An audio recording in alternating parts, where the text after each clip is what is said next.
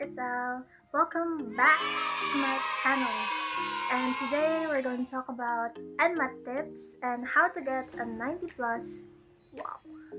How to get a 90 plus percentile for your NMAT in 1 week or less. Now, backstory muna tayo since, syempre, I don't do cramming. Pero, sometimes it's effective. This is for the instances na wala talaga kayong choice and hindi talaga kayo nakapag-prepare for a few months for your NMAT. Now, for me, I took the NMAT once in October of 2018 and I got a 90 plus percentile. Hindi ko na sabihin kung anong 90 blank, gano'n. Kasi baka sabihin nila mayabang. Pero yun. I got that percentile in less than 1 week. So the reason I only had a week to review for NMAT was because hindi pa ako graduate by that time. And ang mangyayari is kasabay or magkalapit lang yung days ng compare exam namin or the comprehensive exam for medtech and yung NMAT. So parang super magkalapit lang. And I only had 1 week to prepare for NMAT. And for me, it was do or die. So talagang I pushed myself talaga na kailangan mataas. First take, mataas, wala nang uulit. Kasi kung hindi ako makakapasok or makaka-enroll for med. And then I'll have to take a gap year. So of course, there is nothing wrong with a gap year, guys. It's just that it's not for me. Feel ko kasi talagang matetenga lang ako ng isang taon if nag-gap year ako. So here are the tips I found helpful for me during my NMAT. The first tip I'm gonna give you is to take practice exams. Now these exams can be readily available online and you can download them, or you can buy NMAT reviewers from bookstores and practice on them. Now doing these practice exams benefits you by first giving you a gist of what are your strengths and weaknesses, and then subsequently giving you a strategy on what to focus on and what to be lenient on. And the other is that doing these practice exams hones your skills, especially for the first part of the NMAT, which is the mental ability. So the part 1, which is the mental ability, includes inductive reasoning and perceptual acuity. Now these two requires repetition. The more you repeat them to yourself or the more tests you take, the better you get at them. So remember, for these parts of the NMAT, repetition is the key. Since you repeat it over and over again, it will be easier for you to recognize the patterns and figures in the actual exam. The second one is to focus on the harder subjects. So we must remember that NMAT is percentile ranking. Sorry.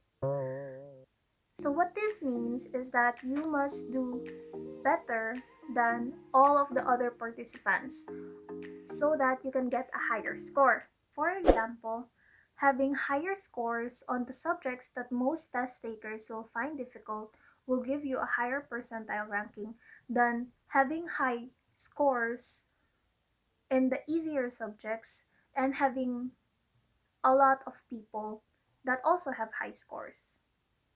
Gets ba? Tama ba yung pa-explain ko? So example of the subjects that I'm talking about is of course, physics, P6, chemistry, and the quantitative. Now, of course, disclaimer lang, this does not mean that you should not review your easier subjects. I'm just saying to give more effort towards these subjects since mas mataas yung chance na mas onti yung makakakuha ng higher scores dun sa subjects na yun. And thus will give you a higher NMAT score. The next step is to memorize formulas. Now, these formulas are essential, and I mean essential. Kung ayaw nyong mablanko during the NMAT. So you can make flashcards and then just repeat it to yourself every few hours para mas ma-retain nyo siya. And then once the exam starts, write it down on the scratch provided. Now what this does is that it helps you retain it longer and hindi mo na iisipin kung ano yung formula habang nagpapanik ka. So, pag nag-start na yung exam, get your scratch paper, write down all the formulas you remember, and hindi mo na kailangang mag-worry throughout the exam. Since nandun na siya, and you can just take the formulas and then substitute the values while ongoing yung exam. Kasi pag ikaw stress na stress ka na sa exam, and then iisipin mo pa kasi nakalimutan mo yung formula, tapos hindi mo maalala, and then you're panicking, and then wala na. So, for example, in physics, chemistry, and the quantitative part, kailangan talaga ng formulas dito. So, it's better if you already have them on hand on your scratch paper. Lalo na ako, when I take exams, this is what I swear by. Since makakalimutin talaga ako, and lalo na pag nagpapanik na ako, hindi ko na sure if tama yung mga pinagsusulat kong formulas. So, better na nasulat ko na lahat ng alam ko.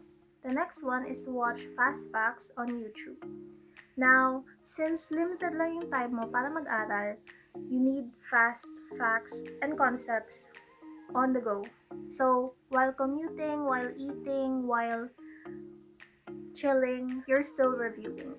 So, you're still having input into your brains para at least hindi mo na kailangan magbasa ng mga libro. Since limited lang yung time that you have to take your NMAT. Although a bit overused na, I'm gonna suggest Khan Academy kasi maganda talaga. And for my exam and the past few NMAT exams, the topics focus more on anatomy and physiology. So if medical course ka, you're good to go. Sabi rin nila maraming botany nun, pero nung NMAT ko wala na eh. So hindi ko lang sure ngayon.